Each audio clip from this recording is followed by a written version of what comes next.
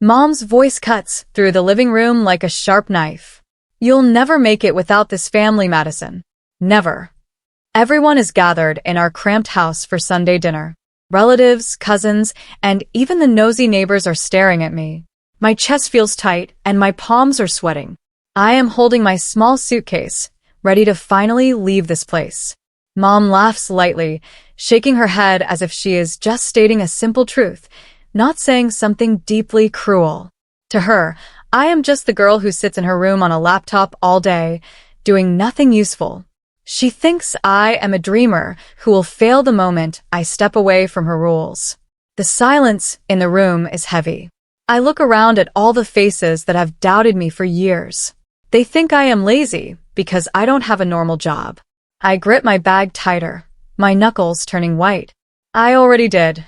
I whisper, my voice shaking just a little bit. Mom scoffs loudly, crossing her arms over her chest. Then prove it, Madison. Walk out that door, and don't you dare come back begging for a place to sleep when you realize the world is mean. I hesitate for a second, then I turn around and step outside into the cool night air. I freeze. A sleek, shiny black car is parked right at the curb. The engine is running with a soft, powerful hum that vibrates through the pavement. The headlights cut through the darkness of our street. I stand there, stunned, not knowing what to expect. My heart is beating so fast I can hear it in my ears. Suddenly, the driver's door opens. A man in a dark suit steps out onto the sidewalk. He looks directly at me with a serious expression. My family is behind me, peering out the front door with confused looks on their faces. The driver walks around the front of the car and stops. He bows his head slightly and says my name clearly. Miss Madison, we are ready. The driver opens the heavy back door of the black car like I am someone very important. He stands there waiting for me to move. Miss Madison, we've been waiting for you, he says calmly. My family is crowding the doorway behind me now, their eyes wide with confusion. I can hear the whispers starting among my cousins. Mom laughs nervously, her voice sounding higher than usual. What is this? Is this some kind of expensive Uber you spent your last few dollars on? She asks, trying to make everyone laugh. She is desperate to prove that I am still the failure she thinks I am. I don't answer her. I don't even look back at the house that has felt like a prison for so long. I just take a deep breath and slide into the soft leather seat of the car. The interior smells like luxury and expensive perfume. The driver shuts the door with a solid thud that blocks out the sound of my family's chatter. As the car pulls away from the curb, I catch a glimpse of Mom's face through the window. For the first time in my life, she looks uncertain. Her mouth is slightly open, and she looks small standing on that porch. We drive away from the neighborhood I grew up in, leaving the old houses and broken streetlights behind. The driver looks at me through the rearview mirror. He seems to know exactly where he is going without me saying a word. I am still trying to process what is happening. Then he speaks up, his voice professional and steady. Ma'am, your partner asked me to bring you straight to the office. He said the final launch is happening tonight and they need you there. My stomach twists into a knot. Partner? Office? My secret world is finally becoming real. The word partner keeps echoing in my head as we glide through the city streets. My stomach is in knots, but it isn't just because I'm nervous. It's because I've spent 2 years hiding everything from my family. I never told them about the software I was building or the person I was working with. To them, I was just wasting time on a screen. Now, the car is pulling up to a towering glass building in the middle of the business district. It's a massive skyscraper that glows with blue lights. I never told my family about this place because I knew they would just mock me. The driver stops at the main entrance and opens the door for me again. As I step out, the cold wind hits my face, but I feel taller than I did 10 minutes ago. I walk through the spinning glass doors and into a lobby that looks like a 5-star hotel. There are marble floors and giant art pieces on the walls. The security guards nod at me as I pass by. I am not a guest here. I can see it in the way the staff looks at me. They greet me respectfully, stepping aside to let me pass. I walk toward the elevators, my heels clicking on the floor. A young woman at the reception desk smiles at me warmly. She doesn't ask for my ID or tell me I'm in the wrong place. Instead, she speaks into her headset and then looks back at me. "Good evening, Miss Madison. It's great to see you again," she says. I feel a rush of energy through my body. This is the respect I never got at home. She points toward the private elevator bank. "Your co-founder is waiting for you upstairs on the top floor." He said it's urgent. As the elevator zooms up to the top floor, my mind starts to wander. I can't help but think about the last 2 years. I remember the late nights when everyone else in the house was sleeping. I would sit in the dark with my face glowing from the laptop screen, typing lines of code until my fingers hurt. I remember the silent work I did while Mom walked past my room, sighing loudly and telling me to get a real job at the grocery store. I faced rejection after rejection from investors at first, but I never stopped. I chose not to tell my family because Mom always dismissed my online work as total nonsense. She thought I was just playing games or chatting with strangers. She didn't understand that I was building a platform that could change the way people handle their finances. If I had told her, she would have tried to talk me out of it or told me I wasn't smart enough. So I kept the secret. I kept the struggle to myself. And now, I am standing in a private elevator that costs more than my family's car. The elevator dings softly, and the doors slide open to a beautiful, modern office. The walls are made of glass, showing the entire city lights below us. It looks like a dream world. Across the room, a man is standing by a large desk, looking at several computer screens. He is wearing a sharp suit, and he looks very different from the person I first met online. My co-founder turns around when he hears the doors. He has a big smile on his face, and it's someone my family would never expect to see in a place like this. It's Lucas. Back in our hometown, Lucas was the quiet boy who lived down the street. He was always overlooked by everyone, especially my mom. She used to call him the kid going nowhere because he wore old clothes and didn't talk much. She thought he was a failure just like she thought I was. But standing here now, he looks confident and composed. He has grown into a man who knows exactly what he is doing. He is the one who saw my potential when nobody else did. "We did it, Madison," he says softly, his voice full of emotion. He walks over and gives me a quick, supportive hug. The system is stable and the users are flooding in. I walk over to the massive screens behind his desk. They show our platform's growth in real time. The numbers are moving so fast it's hard to track them. I see charts and graphs showing millions of dollars in revenue. It feels surreal to see my hard work turned into something so huge and successful. I stand there, staring at the glow of the data. This is what all those late nights were for. This is why I stayed quiet and took the insults from my family. Lucas stands next to me, looking at the same screen. He knows the secret too. He knows how hard we worked while everyone laughed at us. He turns to me with a smirk on his face. He adds in a low voice, "The world is finally seeing what we built. But your family still doesn't know that you actually own most of this company." I sit down at the desk and open the digital legal folder. I scroll through the incorporation documents. There it is in black and white.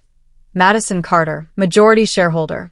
I own 60% of this entire empire.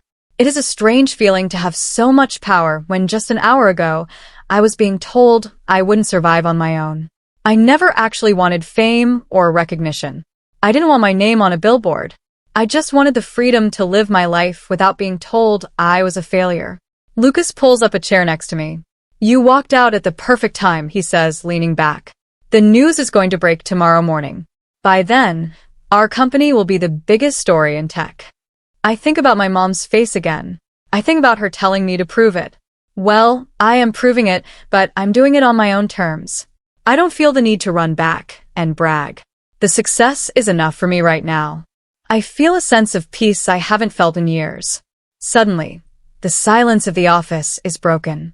My phone starts to buzz on the desk. I look down and see Mom's name flashing on screen. She has called me 3 times in a row. Then, another call comes in immediately after I ignore the first few. She is clearly panicking after seeing that car. She probably thinks I'm in trouble or that I did something crazy. I just watch the phone vibrate until the screen goes dark again. I am not ready to talk to her yet. I have work to do. I decided to keep ignoring the calls. Every time the phone buzzes, I just flip it over, so I can't see the screen. I want this night to be about my success, not her drama. Instead, I focus on the live metrics. I watch as more clients sign up and more investors send messages to our Contact Us page. The platform is expanding into new countries as we speak. For the first time in my entire life, I feel untouchable. It's like a shield has been placed around me, made of my own hard work and intelligence. Lucas is busy on his own laptop, answering emails from our legal team. We spend the next few hours working in a comfortable silence. The city outside starts to get quiet, but our office is full of energy.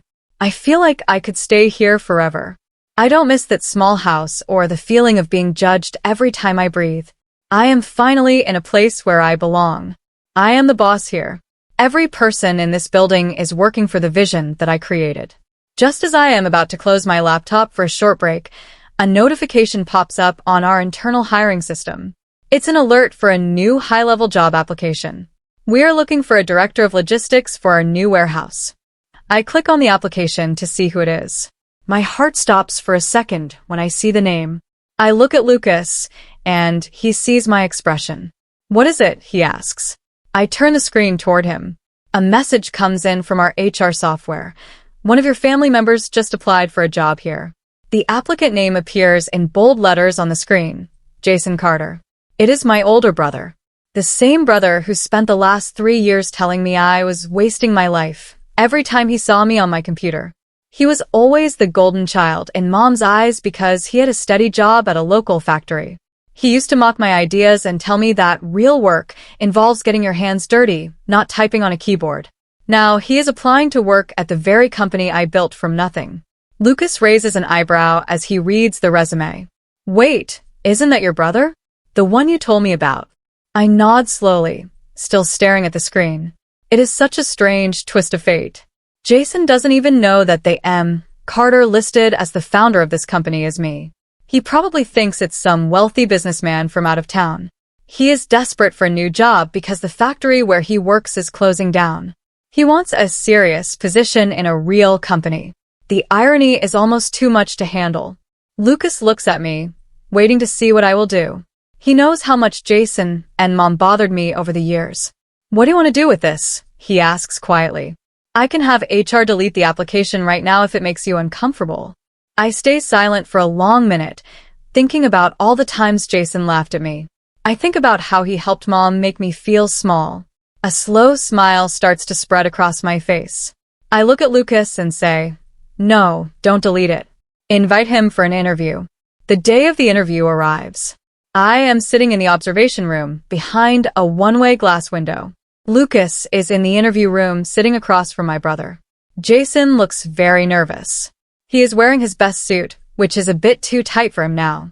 He keeps adjusting his tie and sweating through his shirt. He has no idea that I am standing just a few feet away, watching his every move. He thinks he is in a high-stakes meeting with a powerful executive, and he is trying so hard to act like he belongs here. As the interview starts, Jason begins to brag. He talks about his leadership skills and how he manages things at home. He tells Lucas that he is the one who keeps his family together because his sister is unreliable and has no future. He says he needs this job so he can support everyone since I am such a burden. I feel a flash of anger, but then it turns into pity. He really has no clue. He keeps talking, trying to sound smart, using big business words he probably found on the internet. I almost laugh out loud when he leans forward and says something truly ridiculous. "You know, I'm the kind of guy who actually understands real work. Unlike my sister, who just sits around all day doing nothing, I know what it takes to run a business." Lucas glances toward the glass window for a split second. He knows I heard that. Jason is so confident in his lies, thinking he is impressing the man who could give him a huge salary. He has no idea his fate is in my hands. Lucas, looks at me through the glass, waiting for my reaction. I can see the question in his eyes. He wants to know if I'm going to reveal myself right now or if I'm going to let this play out. I simply nod to him through the speaker system that only he can hear. I'm not going to ruin the surprise just yet. I want to see how this goes. Jason is still talking, oblivious to the fact that he is being judged by the person he just insulted. He thinks he's winning. I watch as Lucas takes notes on a tablet. He is being very professional, but I can see a small smirk on his face. He asks Jason a few more technical questions, and Jason struggles to answer them. It's clear that he doesn't have the skills he claims to have, but he's trying to fake it. I realize that I could make his life very difficult, or I could give him a chance to learn what real work actually looks like. I make a decision right then and there. I press the button to talk to Lucas. Hire him, I say firmly. Lucas blinks in surprise, looking at the glass. He probably thought I would want Jason gone forever. You're serious? He asks, his voice barely a whisper so Jason can't hear. I nod again. Yes, give him the job. But I have a specific plan in mind. I want him to see how this company runs. I want him to see the success he doubted. I add one more instruction. He'll report directly to the finance department, which reports to me. He'll see my name on every document he handles. Back at home, the atmosphere is completely different. I still haven't told Mom where I'm staying or what I'm doing. I just call her once a week to let her know I'm alive. During one of those calls, she starts praising Jason endlessly. Oh, Madison, you wouldn't believe it. Jason got a serious job at that huge tech company downtown, the one in the glass building. She sounds so proud, her voice full of excitement. She still believes I'm struggling, living in some tiny apartment and eating ramen noodles. I listen quietly as she goes on and on. She tells me that Jason is going to be an executive and that he's finally going to save the family. It's about time one of my children showed some ambition, she says with a sigh. I stay silent, letting her talk. I don't feel the need to correct her. There is a strange power in being the one who knows the truth while everyone else is in the dark. It's like I'm watching a movie and I already know the ending. Mom thinks she's won because Jason has a real job. She asks me if I've found any work yet, her tone dripping with fake concern. I saw a flyer for a cleaning service, Madison. Maybe you should try that. It's better than sitting around. I just tell her that I'm doing fine and that she doesn't need to worry about me. She scoffs and says, at least one of my children will succeed. I'm just glad Jason took my advice. I hang up the phone and look out at the city from my office. The irony is so thick, I can almost taste it. The next day, I am at my desk reviewing the payroll for the new hires. I see Jason's name on the list. I decided to approve a salary for him that is much higher than he ever expected. I also added several performance bonuses that he doesn't even know came from my personal authorization. I want him to feel successful so that when the truth comes out, the impact is even bigger. Lucas walks into my office and sees what I'm doing. He shakes his head, looking at the numbers on my screen. You're kinder than I would be, Madison, he says, leaning against the doorframe. After everything he said about you, you're giving him a dream life. I look up at him and shrug. I want him to be good at his job. I want him to see that the nonsense I was doing actually created a life for him. Lucas knows I'm not just being nice. There is a strategy here. By being his ultimate boss, I hold all the cards. Every time he gets a paycheck, it's because I signed it. I pull up the final payroll document for the month. It's a digital file that will be sent to every employee with their direct deposit. At the very bottom, in the Authorized By section, my full signature is clear as day. I click the Approve button and watch the system process the payments. Thousands of people are getting paid today because of me. My brother is one of them. He's going to open his email and see that signature. I wonder if he'll finally connect the dots or if he'll stay blind. A few days later, Lucas tells me that Jason is settling into his new cubicle. He is apparently walking around like he owns the place, telling everyone about his connections. But then, he finally opens his first official pay stub. He sees the signature at the bottom. M. Carter. Lucas tells me that Jason frowned when he saw it. He sat at his desk for a long time, just staring at the name. Why does that name look familiar? He muttered to one of his coworkers. He knows an M. Carter, but his brain won't let him believe it's me. He eventually shrugs it off, telling himself it must be a coincidence. He probably thinks it's some guy named Michael or Mark. He refuses to believe his lazy sister could be the founder of a multi-million-dollar company. Meanwhile, back in our old neighborhood, Mom is starting to get restless. The neighbors are still talking about that black car they saw me leave in. They keep asking her if I've become a movie star or something. Mom's pride is starting to turn into a deep curiosity that she can't hide anymore. She starts calling me more often, but her voice sounds different. It's not just insults anymore. There's a hint of unease. Madison, where are you exactly? People are saying weird things, she says during a voicemail. I don't pick up. I want her to wonder. I want her to see that the world doesn't revolve around her narrow view of success. She decides that she can't wait for me to answer. She wants to see Jason's new empire for herself. She decides to visit his office unannounced. Mom puts on her best church outfit and takes the bus downtown. She walks into the towering glass building, her eyes wide as she looks at the scale and the luxury of the lobby. She sees the high-tech security gates and the giant screens showing our company logo. She whispers to herself, "My son works here? My Jason is part of this." She is beaming with pride, thinking her golden child has truly made it to the top. She feels like she is finally getting the validation she deserves as a mother. She walks up to the main reception desk, the same one where I was greeted so respectfully.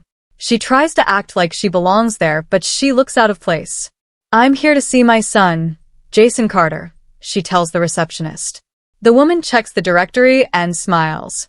"Oh yes, Mr. Carter is in the finance wing." Mom's chest swells with pride. But then, her curiosity gets the better of her. She looks around at the fancy furniture and asks, "And who owns this whole company? It must be a very important man." The receptionist hesitates for a second. "We have strict rules about privacy, but Mom is being very pushy. One of the founders is very private," the woman says politely. "But we are very proud of our leadership. Mom won't let it go." "Is it a man for New York? Or maybe Europe?" she asks, leaning over the desk. While this is happening, I am in my office on the top floor, watching the whole scene on the security footage. I see her looking around, and then I see her freeze. She spots my name on a digital directory near the elevator. Mom stares at the screen for a long time. The digital directory scrolls through the names of the executives. There it is, right at the top. Madison Carter, co-founder and CEO. She laughs it off at first, a nervous, sharp sound. "It must be someone else," she whispers to herself, shaking her head. "There are plenty of Madison Carters in the world. My Madison is probably in a basement somewhere." Her pride won't let her accept the truth, even when it's glowing in front of her face in bright blue letters. But doubt is starting to creep in like a cold draft. She remembers the black car. She remembers the driver calling me Miss Madison. She remembers how I didn't look back when I left. She stands there in the middle of the lobby, looking lost. People are rushing past her, busy with their important lives, and she feels like she's disappearing. She decides she has to see Jason. He will tell her the truth. He will tell her that I'm still a failure and that this Madison Carter is just a stranger. She heads toward the elevators, her hands shaking as she presses the button. She gets off on the finance floor and sees the rows of modern cubicles. She finds Jason, who is sitting at his desk, looking at a spreadsheet and trying to look busy. He looks up and sees her, his face turning red with embarrassment. "Mom, what are you doing here? You can't just show up," he hisses. But Mom isn't listening to his complaints. She is looking past him. She sees me walk past in the glass hallway. Time seems to slow down as we lock eyes through the glass. I am walking to a meeting with our legal team, carrying a tablet and looking every bit like the CEO I am. Mom is standing by Jason's cubicle, her mouth hanging open. There is a long, heavy silence between us. She looks confused, almost defensive, like she wants to yell at me, but doesn't know why. I stop walking and look directly at her. I don't hide, and I don't look away. I am exactly where I am supposed to be. "What are you doing here?" she finally blabs out, her voice loud enough to make a few people look up from their desks. She sounds like she's accusing me of a crime. She still can't wrap her head around the situation. I remain calm, my expression neutral. I've imagined this moment 100 times, but now that it's here, I feel strangely detached. I don't feel the need to scream or cry. I just look at the woman who told me I'd never make it. I calmly reply, "Working, Mom." She scoffs, trying to regain some of her old control. "Working? Doing what?" Don't tell me you're cleaning here or something and trying to act fancy. Even now, she tries to pull me back down to her level. She wants me to be the failure so she can feel right. Before I can even respond, Lucas walks up behind me. He is holding a stack of contracts and looks at me with a professional smile. We're ready for your final approval on the expansion deal, Madison. We can't proceed without your signature. Mom's face shifts through a dozen different emotions in 5 seconds. Approval, she repeats, her voice barely a whisper. She looks at Lucas, then back at me. Lucas continues naturally, as if he doesn't see the drama happening in the middle of the office. Yes, the board already signed off, but you have the majority share.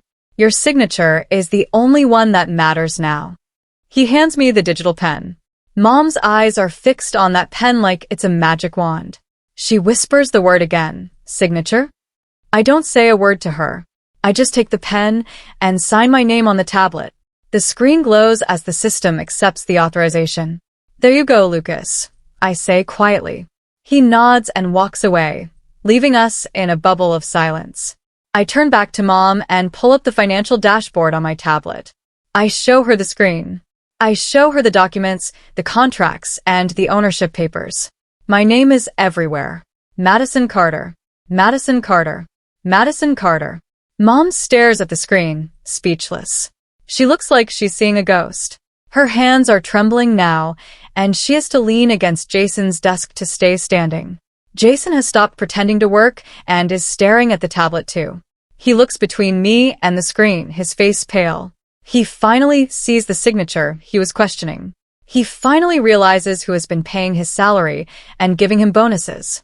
The ground is shifting beneath them, and they have nowhere to run. Jason looks between us, completely confused. His brain is trying to catch up with the reality of the situation.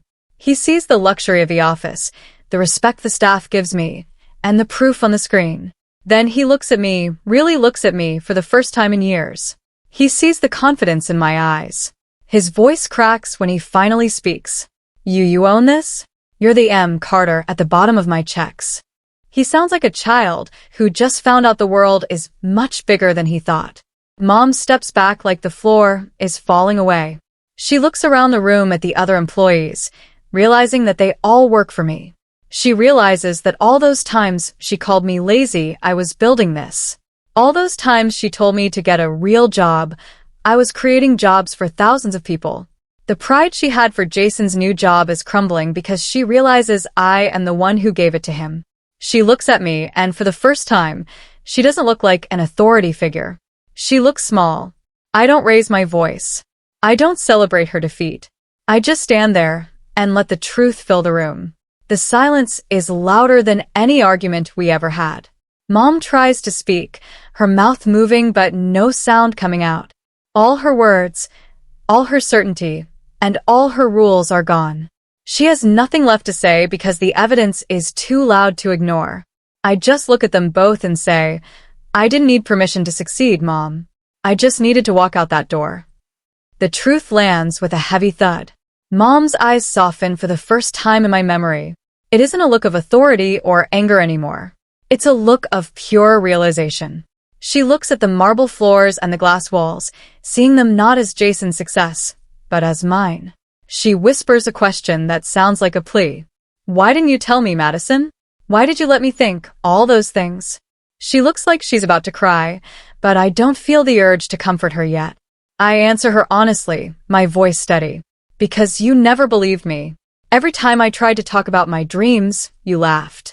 Every time I worked hard, you called me lazy.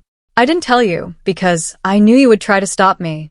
She reaches out her hand, unsure if she even deserves to touch my arm.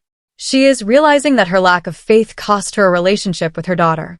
She is seeing the huge gap between who she thought I was and who I actually am. Jason is still sitting there looking at his hands. He looks ashamed. He remembers the things he said in his interview. He remembers telling Lucas that I was a burden. He realizes now that Lucas was my partner the whole time and heard every word. The golden child isn't the hero of the family anymore. He's just an employee in his sister's shadow. We stay like that for a long moment, the three of us, in the middle of a $1 billion company that was built in the silence of a bedroom. Weeks later, things have changed quietly. I didn't fire Jason, and I didn't kick Mom out of my life. But the dynamic has shifted forever. Mom no longer compares me to anyone else. She doesn't give me advice on how to live my life. She has stopped talking about real work and family loyalty in that mean way she used to. She is still my mother, but the power she had over my self-esteem is gone. She sees me as an adult now, someone who built something incredible without her help. Jason works harder now. He is humbler at the office. He doesn't brag to his coworkers anymore. He knows that his position is a gift, and he's trying to earn it for real this time. He treats the staff with respect because he knows I'm watching. We don't talk about that day in the office very often, but the memory is always there. It's a reminder that talent and hard work can come from anywhere, even the girl who was told she'd never make it. At a family gathering a few months later, Mom is different. We are all sitting around the same table where she once told me I'd never survive. An aunt makes a casual remark, comparing me to another cousin who just got a promotion at a bank. Mom speaks up immediately. "This is my daughter, Madison," she says, her voice full of a new kind of pride. She built something incredible. She didn't just get a job. She created an entire world. There is no big speech, no drama, just the truth. And this time, she finally sees me.